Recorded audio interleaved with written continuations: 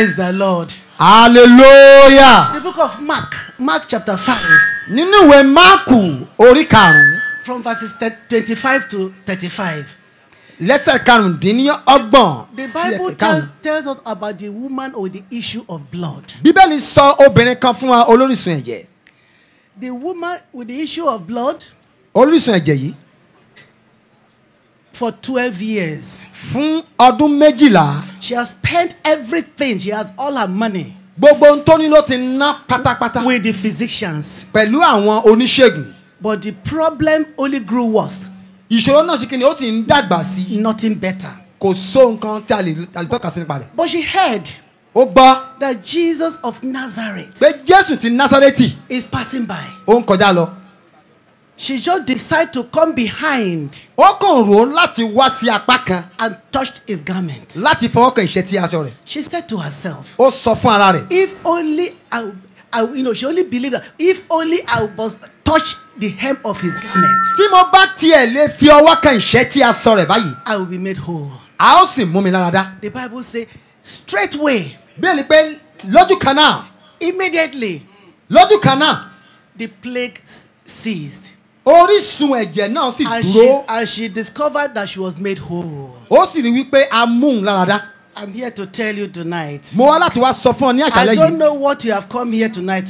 Mi ò mọ ohun tí o bá wá. I don't know the plague that you have followed you. Èmi ò mọ ìṣòro tó tẹ̀lé ọ wá báyìí. It will cease tonight. Ní àṣálẹ́ yìí yóò dákẹ́. Amen. Àmín. And Jesus noticed, he said, virtue has gone out of me. Jésù sì mọ̀ wípé ohun kankan àṣẹ ti jáde lára mi. He stopped. Virtue has gone out of me. Ó dúró pé àṣẹ jáde ní ara mi. And the woman trembled. Obìnrin náà sì ń gbọ̀n jìnnìjìnnì. And told him all that happened to her. Ó ti sọ gbogbo rẹ̀ fún Jésù. So what I'm here to let you know. Ohun tí mo fẹ́ kẹ́ ẹ mọ̀ you are báyìí. going to touch the hem of Jesus' garment tonight. Ìwọ náà yóò fọwọ́ kan ìṣẹ́tí aṣọ Jésù Believe in náà your lẹ́yìn. heart you are going to be made whole of every problem. Be it financial problem, be it plague of any sort. Tonight will not be, you will make the same again. Gbàgbọ́ ní ọkàn rẹ pé ní àṣálẹ́ yìí náà ni tìrẹ báyìí. Amen. Àmín. There's power at work. Àkókò náà ti dé báyìí. There's power at work. Agbára ń rìn nínú àkókò. You cannot conduct electricity with a rope. O ò lè fi iná agbéni gìrì mọ́ okùn. You must conduct electricity with the right cable. O gbọ́dọ̀ mú ohun tó tọ́ sí ara wọn sínú agbéni. Power is only released. Agbára máa ń jáde. When there's demand placed on it. Nígbà tẹ́nìkan bá tẹ̀lé. And power will flow. Agbára náà yóò sì máa tàn. Amen. Àmín. So connect to that power tonight. Ní àṣálẹ́ yìí wá agbára náà rí. You need to connect. O nílò láti warí. You need to connect. O nílò láti warí. Because the Lord has been waiting for you. Ọlọ́run dúró dè ọ́. To make you whole. Láti mú ọ lára dá. Praise the Lord. Hallelujah. The woman jumped queue. Obìnrin yẹn ó wò ó. A lot of dignitaries were surrounding Jesus. Ọ̀pọ̀lọpọ̀ àìníye kan ló tẹ̀lé Jésù kiri. But she knew her problem. Ṣùgbọ́n obìnrin yìí mọ ìṣòro rẹ̀. She made a demand. Òun náà pinnu. And she got it. Ó sì gbà á. As you make your demand tonight. Bó ṣe ń pinnu ní àṣálẹ́ yìí. As the woman got her own solved. Got her problem solved. Ọlọ́run lẹni tí ń ṣe olùwòsàn. You will get all your problems solved tonight. Gbogbo ìṣòro ayé ẹ lónìí yóò wá sópin. Amen. Àmín. We have seen that there's darkness everywhere. A ti rí wípé òkùnkùn wà ní gbogbo ibi. There's no one that tells that there are problems everywhere. Ìṣòro wà ní gbogbo ibi. It's just like the beginning of Genesis chapter 1 when God created heaven and earth. Ó dàbí ìgbà tí Ọlọ́run kọ́kọ́ dá ọ̀run àtayé. And the earth will start form void, darkness everywhere. Gbogbo ẹ̀ kàn wà ní jùjù ṣáá ni. But the Spirit of God moved. Ẹ̀mí Ọlọ́run wá ń rá bàbà. And God said, let there be light. Ọlọ́run wípé jẹ́ kí ìmọ́lẹ̀ kí ó wà. And darkness could not comprehend it. Òkùnkùn kò sì lè borí rẹ̀. The light is shining on your path tonight. Ìmọ́lẹ̀ náà yóò tàn nípa rẹ̀ láṣálẹ̀ yìí. No darkness can stand. Kò sí òkùnkùn tó lè dúró ní àṣálẹ̀ yìí. In the mighty name of Jesus. Ní orúkọ Jésù. All I want you to do is to connect. Ohun tí mo fẹ́ kó mọ̀ ni wípé ìwọ náà nípa tirẹ̀ nípa rẹ̀. Connect. Gba tirẹ̀. Luke chapter 5 verse 17 made a statement here. Ìwé Luke orí kẹtàdínlógún sọ tirẹ̀ náà. He said the power of God was here to heal. Pé agbára Ọlọ́run wà láti wòsàn. Jesus was having a crusade just like the crowd as we have it here now. The power of God was there to heal. Jésù náà ní gbàgede báyìí. But people agbára Ọlọ́run sì wà láti people rìn. were not connecting. Ṣùgbọ́n àwọn ènìyàn ò ṣetán láti gbà á. Except a man. Àfi ọkùnrin kan báyìí. That a paralyzed man. Ọkùnrin tó ti A rọ. man with palsy. Pẹ̀lú májèlé. The friends had to bring him ọ̀rẹ́ rẹ̀ láti pè to wá. Jesus. Láti mú tàn Jésù wá. They couldn't get through because of the crowd. Kò náà lè mú lọ torí pé ọ̀pọ̀ èrò. They had to open the roof. Wọ́n ní láti lọ bẹ́ ìyẹ̀wù lókè. I wonder how much strength you need to open that roof. Èmi ò mọ iye pátí ó But they did. Bí wọ́n ṣe kankan. Open the roof. Wọ́n fọ́ ìyẹ̀wù And lókè. lower the man. Wọ́n sì gbé ọkùnrin náà sọ̀kalẹ̀. And the man was made whole. Ọkùnrin náà wọ́n sì múra dáadáa. The power of God was there. Agbára Ọlọ́run wà níbẹ̀. People did not connect. Àwọn ènìyàn gba tiwọn. Because they were with wrong connection. Wọ́n wà pẹ̀lú ọ̀nà tí ò tọ́. With all the dancing. Pẹ̀lú gbogbo ijó. With all the music. Pẹ̀lú gbogbo ijó. I know you have the right connection tonight. Mo gbàgbọ́ pé ìwọ náà yóò gba tirẹ̀ ní àṣálẹ́ yìí. Hallelujah. Hallelujah. Hallelujah. Hallelujah. With that connection tonight. Láìsí ìgbà tirẹ̀ ní àṣálẹ́ yìí. Because your glory must shine. Torí ògo rẹ gbọ́dọ̀ tàn. The Bible said that grace and peace will be multiplied in your life. Bẹ́ẹ̀ ni pé orí ọ̀fẹ́ rẹ̀ yóò wà fún ọ láti máa pọ̀ sí. According to 2 Peter 1, 2 and 3. Nípasẹ̀ Pétérù kejì orí kẹta náà wí. Peace must and glory and grace must be multiplied tonight. Àlàáfíà orí ọ̀fẹ́ gbọ́dọ̀ máa pọ̀ sí. Don't let God pass you by, please. Má jẹ́ kí Olúwa kọjá ẹ lásàlẹ̀ yìí. Say to yourself, God will not pass me by. Sọ fún àwọn pé Olúwa má kọjá mi. Because as God meets your need. Bí Ọlọ́run ṣe ń bá ẹ̀ní rẹ pàdé báyìí. Jesus has taken over. Ọlọ́run ti ń gba àkóso. The Bible tells us in Colossians 1. Bí ẹni bí pé níwèé Colossians. Verse 27. That Christ in you, the hope of glory. Pé Jésù nínú rẹ ògo ìrètí ni. If you give your life to Christ tonight, and those who gave yesterday, you will see that your glory will continue to shine. Tí o bá fi ayé rẹ fún Jésù bó ṣe fún lánàá, It will never be dim. It will never be dim. Kò ní dúdú síbẹ̀. In the mighty name of Jesus. Ní orúkọ Jésù. Because the power of God is here. Torí pé agbára Ọlọ́run wà níbí. The power of God is here. Agbára Ọlọ́run wà níbí. Romans 8:11 makes a statement there that the power of God that raised Jesus from the dead. Ìwé Róòmù orí kẹjọ wípé agbára tó jí Jésù dìde nínú òkú. He will quicken you. Yóò sọ ọ́ jí. He will revive your mortal bodies. Yóò sọ ara kúkú rẹ jí. By that same spirit that lives in you. Tó bá wà nínú rẹ báyìí. I can assure you that spirit of God dwells in you. Mo ń sọ fún ọ báyìí pẹ̀lú èyí. You have been cheated for so long. Wọ́n ti yàn án jẹ nípa ọ̀nà gbogbo. Tonight, ní àṣálẹ́ yìí. the devil will be defeated. Èṣù yóò pòfo. That resurrection power will resurrect everything in your life, in your body. Agbára àjíǹde yóò sì sọ gbogbo tó ti di òkú jí. And we open prison doors. Àwọn yóò sì ṣí ilẹ̀kùn gbogbo tó ń tìpa fún àwọn ìhámọ́. A lot of people have been bound. Ọ̀pọ̀lọpọ̀ ni wọ́n ti sé mọ́. Kept in prison. Tí wọ́n sé wọn mọ́. For too long. Sínú ìhámọ́ pípẹ́. Tonight is the end. Àṣálẹ́ òpin nìyí. You are coming out. Ó ń jáde báyìí. Say to yourself, I'm coming out. Sọ fún mi pé mò ń jáde. I'm coming out. Mò ń jáde. Because today your glory must shine again. Torí lónìí ògo mi gbọ́dọ̀ tàn.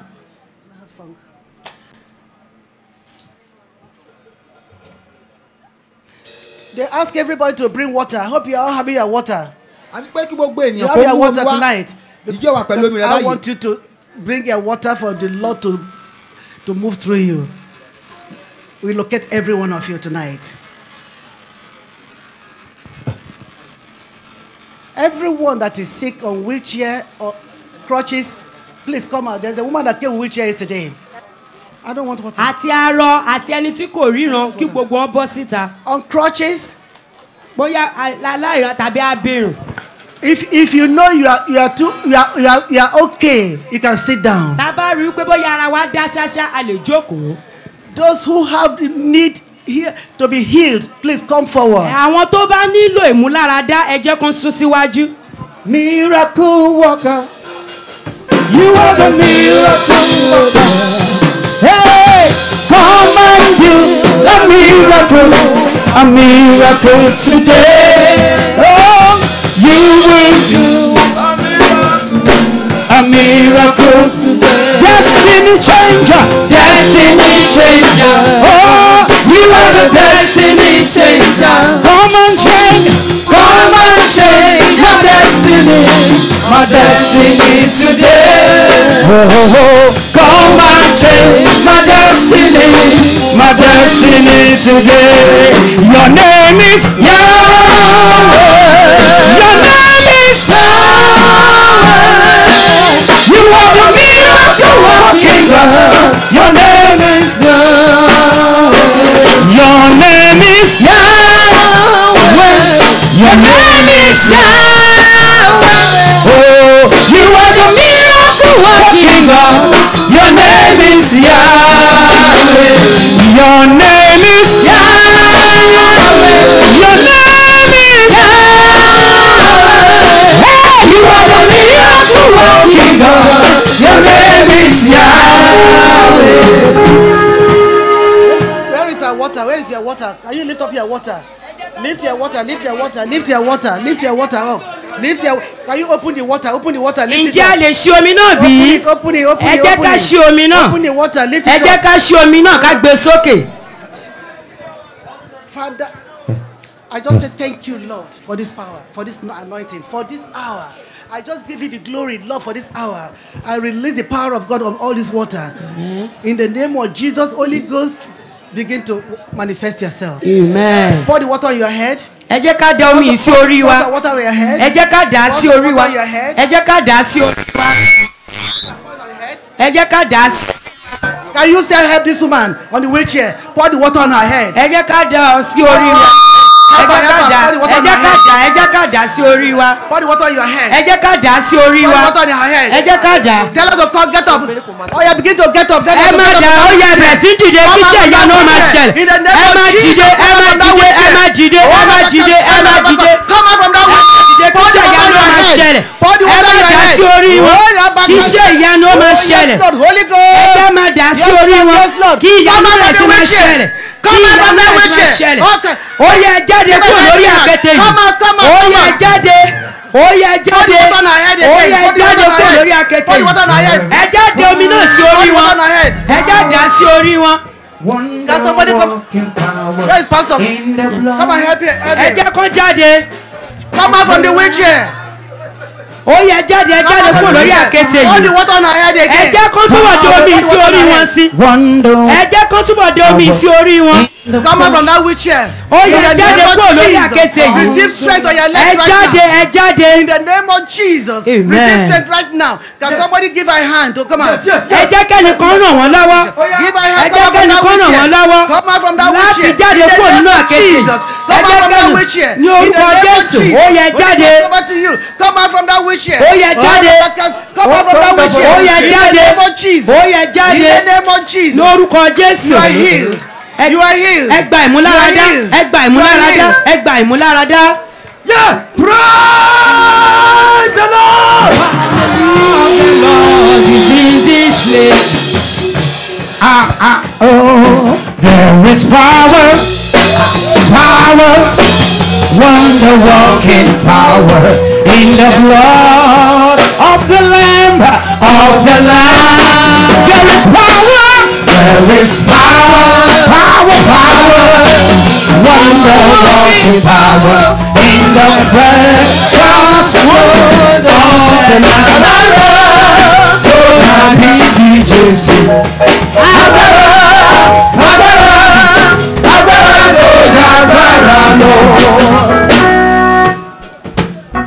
Somebody see him, they brought her here yesterday. wọ́n mú ẹni ìwá ní àná ṣùgbọ́n lónìí she was not healed. ó ti di ìmúláradá ó tún wá sí yìí lónìí ṣùgbọ́n pẹ̀lú ìgbàgbọ́ ní orí àkéte yìí ní báyìí bá ti ń gbàdúrà a gbàdúrà sínú omi yìí a sì ní kó dà sí orí wọn bí wọ́n sì ti dà sí orí wọn ó bẹ̀rẹ̀ sí í mì wọ́n ní kó dìde bẹ́ẹ̀ sì ni láìpẹ́ ó dìde ó dìde dúró lórí ẹsẹ̀ rẹ̀ bẹ́ẹ̀ sì ni ó bẹ̀rẹ̀ sí í rìn ẹ̀ẹ́dẹ́gbẹ́ pariwo hallelujah. What no man can do, Jehovah, only you can do. What no man can do, Jehovah, only you can do. What no man can do, Jehovah, only you can do. Only you can do. What no man can do, Jehovah, only you can do. All of you want to fall, Jehovah, only you can do. What no man can do, Jehovah. Only you can change situation at all. Yes, only you can do what no man can do. Jehovah, only you can do. What is going on? Something's going on, please. Something's going on. Who am I there?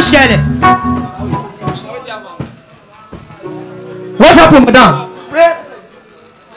Bí omi yẹn ṣe kàn mí ní ara nǹkan náà kàn fò jáde nínú ọwọ́ yìí. As I'm pouring the water, something came out from this hand. Kí ló ṣẹlẹ̀ sọ́wọ́ yín? Ọwọ́ mi láti bí ó kàn rí pé mo sùn mo jí ní ọjọ́ náà ní ọwọ́ náà ṣe báyìí.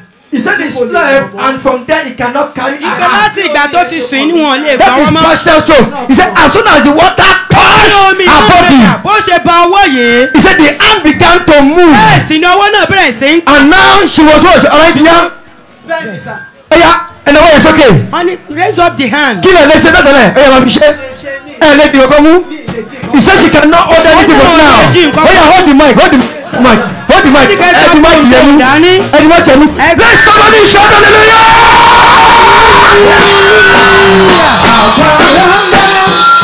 Nínú ẹ̀jẹ̀ Jésù. Agbára ń bẹ nínú ẹ̀jẹ̀ rẹ̀. Nínú ẹ̀jẹ̀ rẹ̀. Agbára ń bẹ nínú ẹ̀jẹ̀ Jésù. Agbára ń bẹ nínú ẹ̀jẹ̀ rẹ̀. Agbára ń bẹ nínú ẹ̀jẹ̀ Jésù. Ìwòsàn bẹ nínú ẹ̀jẹ̀ rẹ̀. Ìwòsàn bẹ nínú ẹ̀jẹ̀ Jésù. Ìwòsàn bẹ nínú ẹ̀jẹ̀ rẹ̀. Hallelujah. Anybody? Ìjà túrẹ́ ni Check your body. Ẹ wo ara yín. Check your body. What you cannot do before. Ohun tí a lè ṣe tẹ́lẹ̀ Another person again. Ǹjẹ́ èèyàn kan Kí ló ṣẹlẹ̀ sẹ́ni yìí? Partial stroke. Partial blindness. Ta ló mọ̀? Ta ló mọ̀ wọ́n ní ẹni pé kí yìí? wọ́n dẹ omi Ta sí ló mú orí wá? rẹ̀. Wọ́n ní ta ló mú wá. Ẹ domi ẹ sójú ẹ̀. Wọ́n ní kán dẹ omi sí ojú rẹ̀. Fífọ ojú ẹ̀. Use the water Ó to tó. wash your face. The Lord told Okay. me there are more than 30 miracles tonight. Ìpè Ọlọ́run sọ wípé ó ju ọgbọ̀n. Connect to yours and get your miracle. Ìpè ẹ súnmọ́ kí I ẹ don't sì know gba what you iṣẹ́ are ìyanu here yín. for. There are more than 30 miracles tonight. Ìpè ó ju iṣẹ́ The Lord ìyanu spoke tó to lé me. ní ọgbọ̀n. What's your own? Ohun tí ò lè ṣe bí tẹ̀lé ṣe tẹ̀lé máa wọra yín. Ẹ máa wọra yín. Ẹ máa wọra yín. Ẹ tó bá ní testimony. Lọ́wọ́ ẹ̀ sókè. If you have any testimony, raise up your Lọ́wọ́ ẹ̀ hands. sókè. If you have any 1, testimony, raise up your 2, hands. 3. Àwọn tó lọ́wọ́ ẹ̀ wá síwájú. Àwọn tó lọ́wọ́ ẹ̀ wá síwájú. Ẹgbẹ́ máàkì sí wọn lẹ́nu. Give them mark, let us hear their testimony. Ẹ jẹ́ kí àwọn tí wọ́n ní testimony. Let them move Those people that forward. have testimony, let them come forward. Àwọn You tí want wọ́n to ní know what is going ìjẹ́rìí, on. a fẹ́ kí wọ́n wá sí iwájú. You have not been menstruating after the prayer. You Bóyá have seen your àti ìṣe menstruation. oṣù Go bóyá àti wọ́n forward. báyìí. Ẹja Kí ló súnmọ́. ṣẹlẹ̀? ojú mi ó là ju bí mo ṣe gbé wá lọ. Praise the Lord. Hallelujah. She said she was not seen very well. Ìgbẹ́ wọn ò lè ríran dáradára. After prophetess prayed, Ìgbẹ́ bí wòlíì ti as the water gbàdúrà. touched her Bí head, omi yìí ṣe dà sí he orí said, rẹ̀. eye began to hinge her. wípé ojú wọn bẹ̀rẹ̀ sí yún. But now, ṣùgbọ́n báyìí. she said she can see. àwọn lè rí Let somebody shout hallelujah. hallelujah. Kí ló lórí báyìí? mo ti ríran kò dé sí Kí aṣọ ọmọ wọ̀ báyìí? Aṣọ ọmọ wọ̀. Aṣọ ọmọ wọ̀ dúdú àbí fún. àwọn Clap for Jesus. Blue and white. Tẹ́lẹ̀tẹ́lẹ̀ wọn ò rí iná dáadáa ṣùgbọ́n nísìnyí agbára Ọlọ́run ti sọ̀kalẹ̀ sínú ayé wọn. Wọ́n ti bẹ̀rẹ̀ sí ní iná báyìí. Praise the Lord. Who else again? Who else again? Oh yeah, somebody say. This is my pikin ba. Every week I go take blood. pé ní gbogbo ọ̀sẹ̀ ló máa ń gba ẹ̀jẹ̀. Your body hot. Now it dey better now. Igbe báyìí. Praise the Lord. Hallelujah. He said as daughter. Every week he was putting blood. Igbe lọ́sọ̀ọ̀sẹ̀ ló ń But this bẹ̀jẹ̀. hour. ṣùgbọ́n ní báyìí. Her body that was feeling so high. Igbe gbogbo He said everything disappeared. You can see her daughter now. ọmọbìnrin yìí Let báyìí. somebody shout hallelujah. Hallelujah. Tell her to go. Okay, yeah. Next, put the mic. What happened? kí ló ṣẹlẹ̀? mi ò ríran rárá ìgbà tí omi yẹn wá bà mí lójú ní ojú yẹn ìgbà tí omi yẹn wá bà mí lójú mo rí ọwọ́ Ọlọ́run pé Ọlọ́run ti tú mi sílẹ̀. Praise the Lord. He said he cannot see, have cataract in her hand. He said now as the water Ipò wo lè rí pé ṣùgbọ́n bí he omi said he ṣe dà can sí. see clearly. Ipò òun lè rí.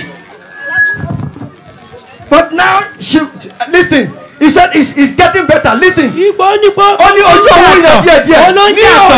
Ní ọ̀la ẹ wá síbí yìí ẹ tó bá ní ẹ bá fẹ́ wá ní ọ̀la ní aago 7 mọ́tò máa wà níbí. Ọgbà Ọlọ́run ti bá. Wọ́n ní kó wá kẹ wá lọ́la mọ́tò àgbẹ̀ yín wá fún àwọn tí ìwòsàn wọn ò tí ì pé.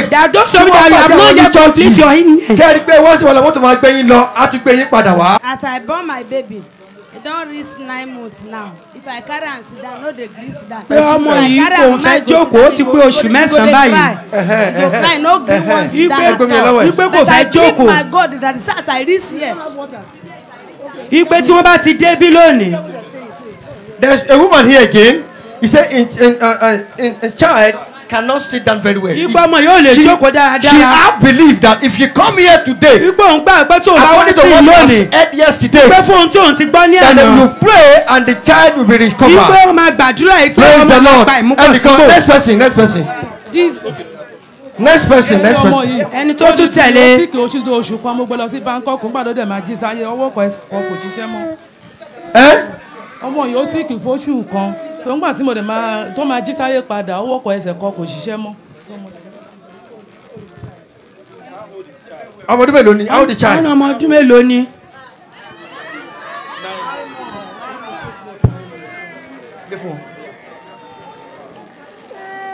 What happened? ọmọ yìí bá a ṣe bí ẹsẹ̀ ń dùn. Praise God. A máa gbé lọ sí gbóbi lójoojúmọ́. but This one, she just slept and wake up.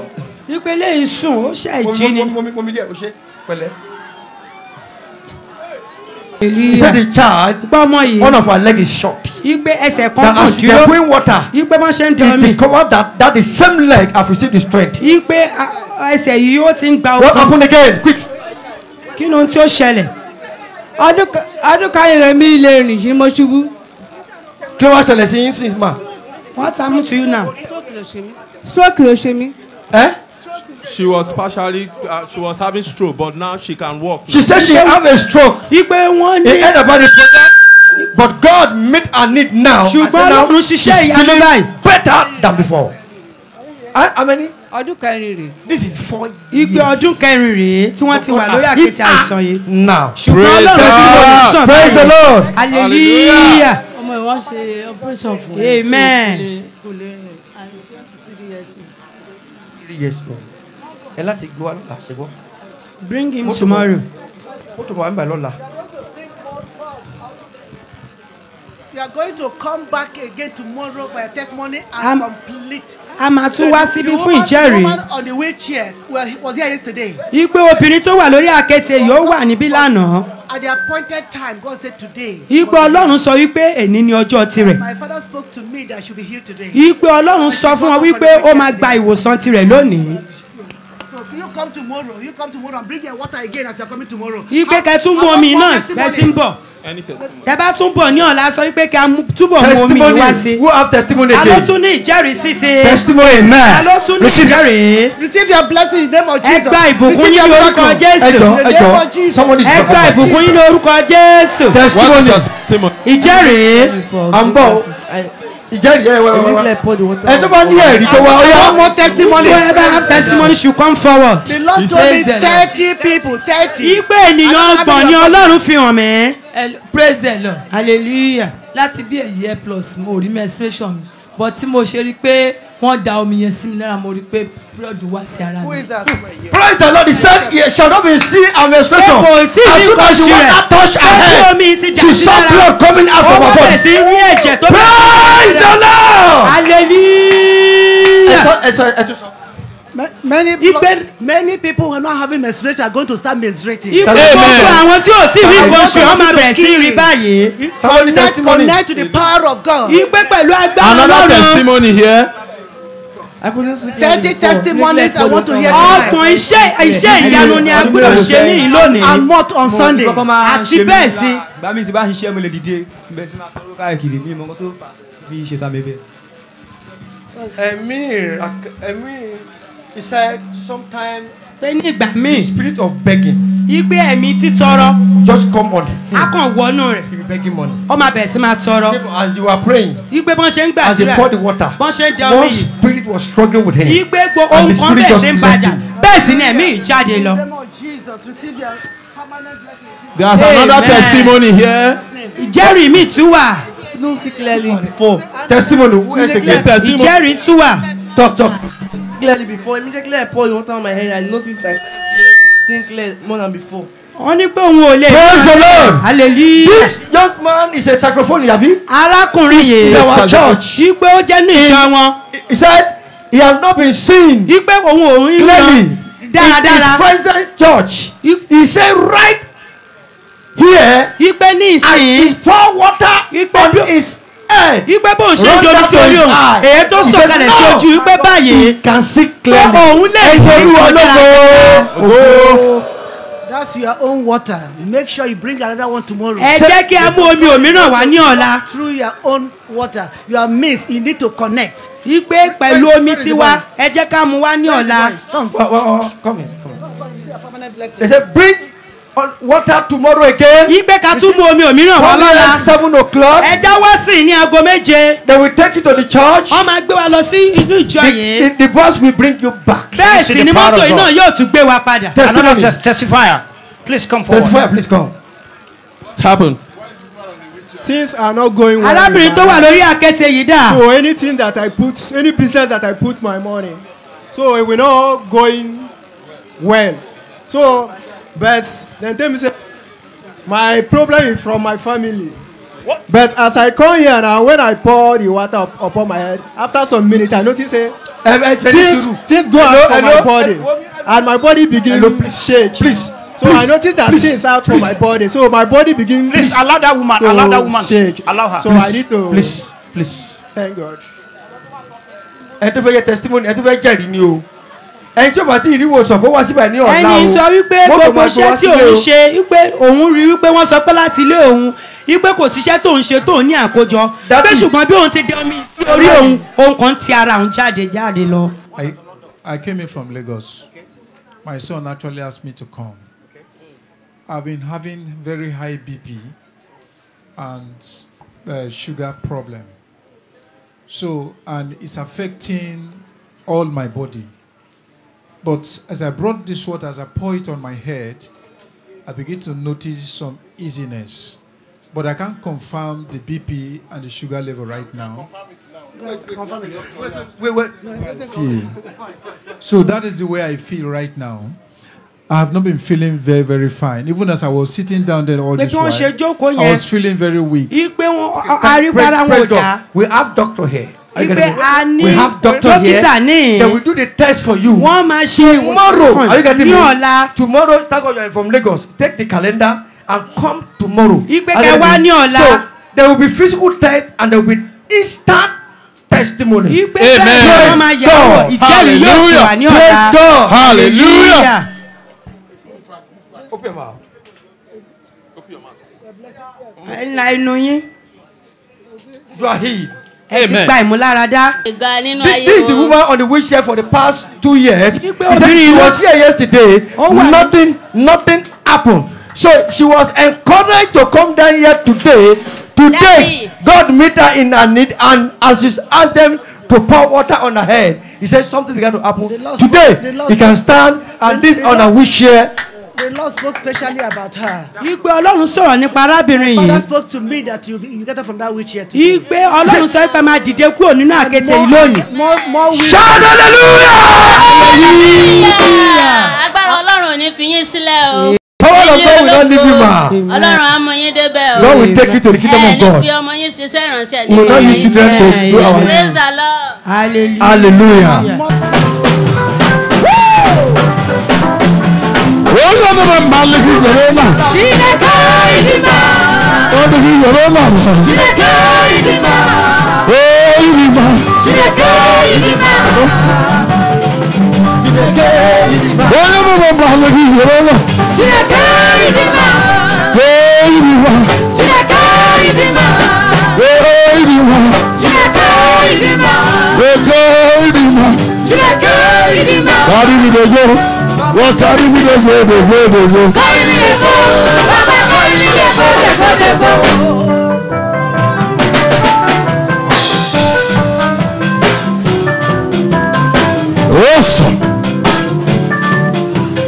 Carry me to go, carry me to go. What about this?